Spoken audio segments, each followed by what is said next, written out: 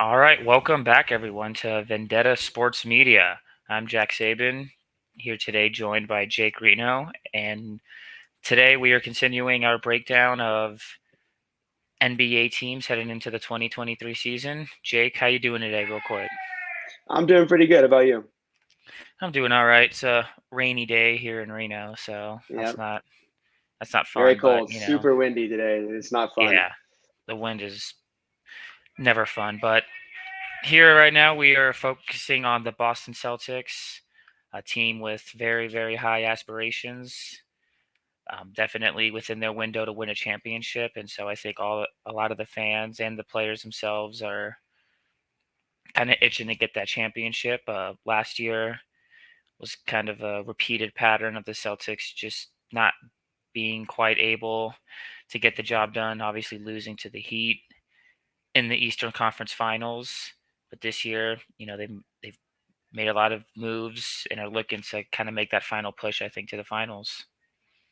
Yeah, I feel like it's been a tough stretch for them. The past few seasons, they've made it so far multiple times, and they've just been a dangerous team in the East that you can kind of consistently count on to at least be somewhat successful. But they haven't been able to find that missing piece to get them to hoist that trophy. I mean, 2 games away against the Warriors in the finals, and just a couple really tough series losses otherwise, but. Yeah, we'll see this year. I feel like they made a lot of big roster changes this offseason. Definitely a pretty chaotic team to follow. But we'll see if this could be the year for them. Yeah, I mean, to your credit, it's kind of been, I guess, a tough stretch by Boston sports media fan standards. I mean, last year they obviously had 57 wins. The believe they were the top seed in the East.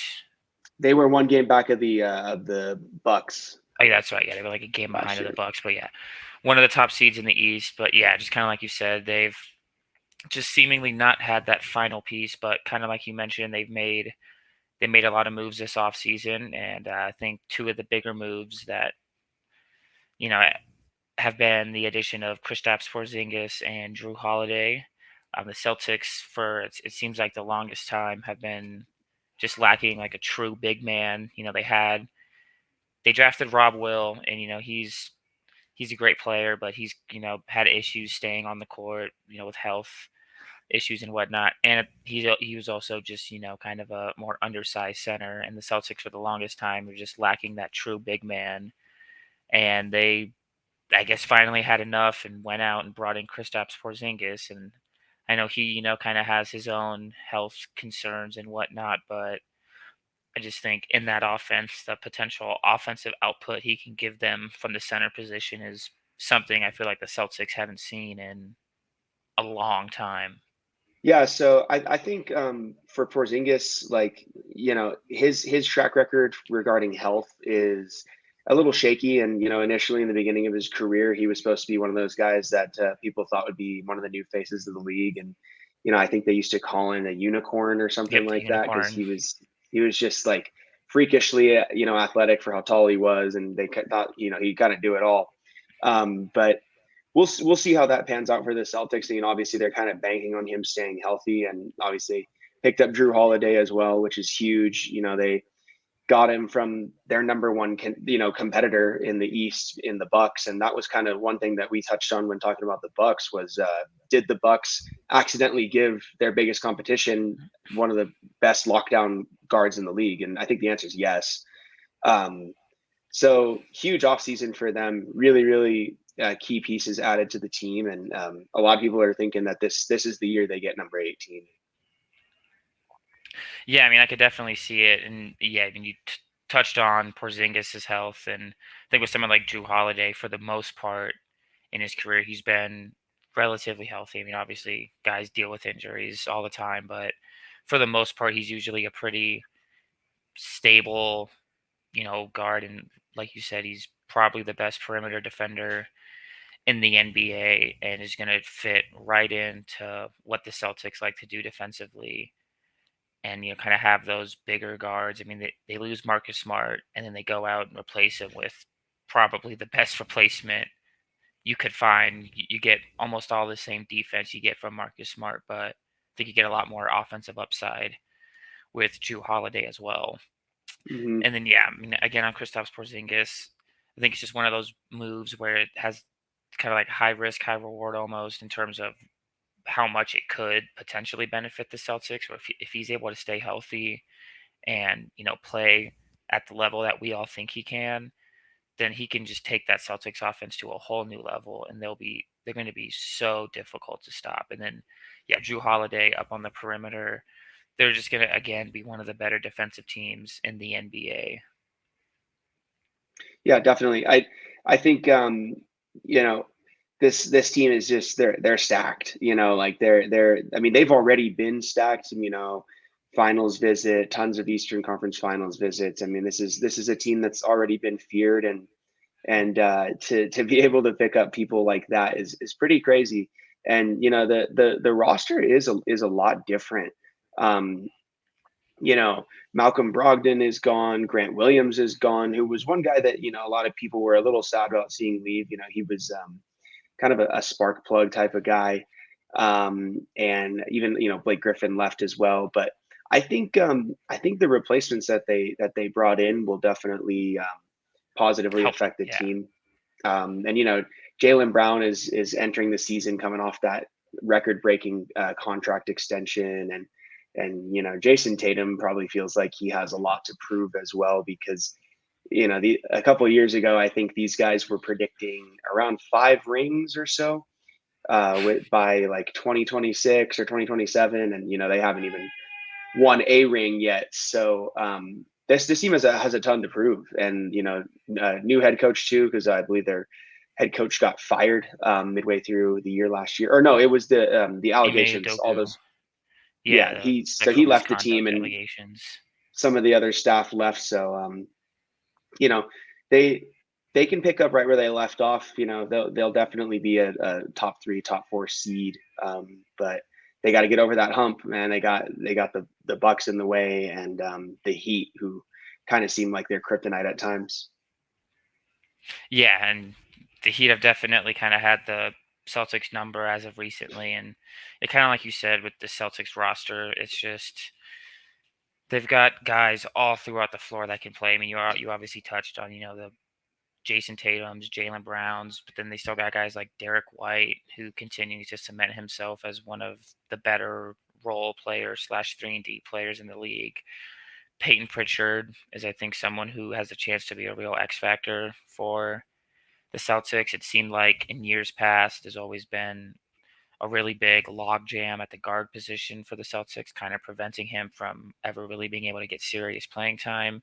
And I Mhm. mean, still, the Celtics still do have an abundance of guards, but I do still think, with some of the other guys that have left, that Peyton Pritchard really has the chance to shine this year, because I'd imagine he'll probably be one of the first guys off the bench. That was the role that Brogdon kind of played last year, and now that he's gone, I think they've kind of been, or they're expecting Pritchard to sort of step in as that sixth man and kind of assimilate that role that Brogdon played. Hmm. Yeah, I agree. I think that they'll want Pritchard to kind of lead that second unit, when you got some of the starters resting, or some of the guards resting, and the responsibilities are definitely gonna shift a little bit for this team. But overall, the stars on this team need to perform when it matters. Um, they're capable of doing it, and I think this year, I mean, obviously the Nuggets have a good shot at repeating, but I don't know. I've been looking at this roster, and the first unit that they'll send out and the second unit that they'll send out, and it's hard to find too many teams that will really stack up well against them in a 7-game series. Um, I don't know what you think, but I really like the offseason that they had as a whole. I think they finally made the right moves for once. Yeah, I do think. I mean, they were definitely some of the bigger winners in terms of just the offseason. If there was a award for winning the offseason, they would have definitely been right in the thick of that. And I mean, yeah, it's really hard to really pick against this Celtics team at all. The only, you know, gripe I have isn't even really with them. It's more so just how good I think the Bucks are too. And I think it's going to be another year where it's kind of just a dogfight between the Bucks and the Celtics, and I think that number one seed will probably end up coming down towards the end of the year. And I mean, it may sound boring, but I don't think anybody would be surprised if those two teams are who are both in the Eastern Conference Finals. I mean, I know you always got to account for the Heat, but I mean, it's just from where we are right now, it just seems so difficult, like you said, to really pick against the Celtics in any way, barring any major injuries. Mhm. Yeah, and I mean, last season it was the same thing. It came down to the end of the season. They lost the one seed by one game. So I mean, I totally agree with you on that. We could probably expect to see a pretty similar finish in the East. It's a sneaky conference in terms of talent at times.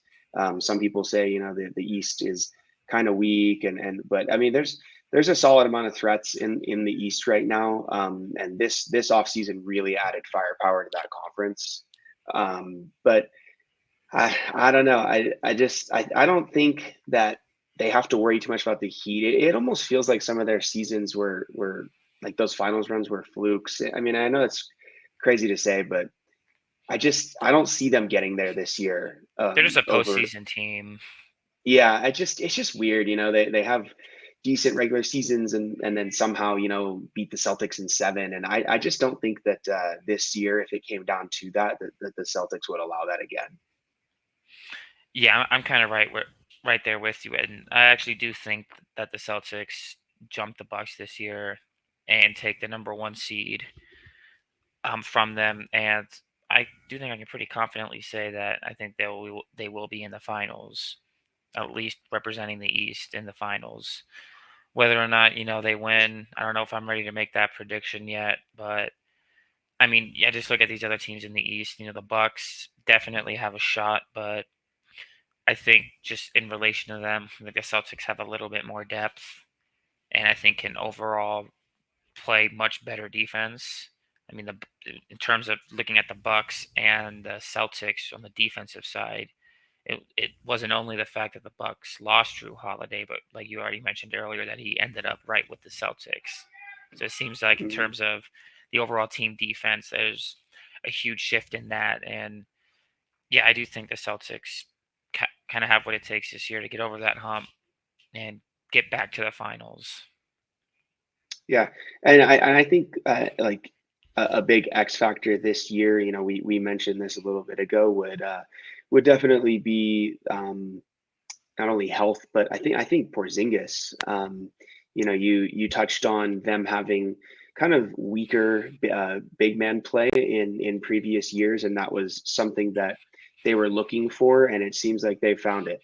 And so if he can consistently give them 15 18, even maybe 20 points around there, and rebound well, I mean, I think that this sky's the limit for them because there's some pretty good big men in the way that they could see in the playoffs, in the East, as well as potentially in the finals. And if Porzingis is getting dominated by some of these other big men, they could run into some trouble with that. So I feel like defense and Porzingis would be an X factor this season for me.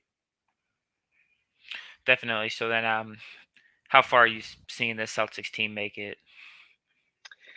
I want to say Eastern Conference Finals at least, at the very least, the ECF. But I want to say they're making the finals. I feel like I feel like they are slightly better than the Bucks. I just think that getting Jrue Holiday, a guy that's already won a championship and has that experience, and like you said, he was the best possible replacement for Marcus Smart.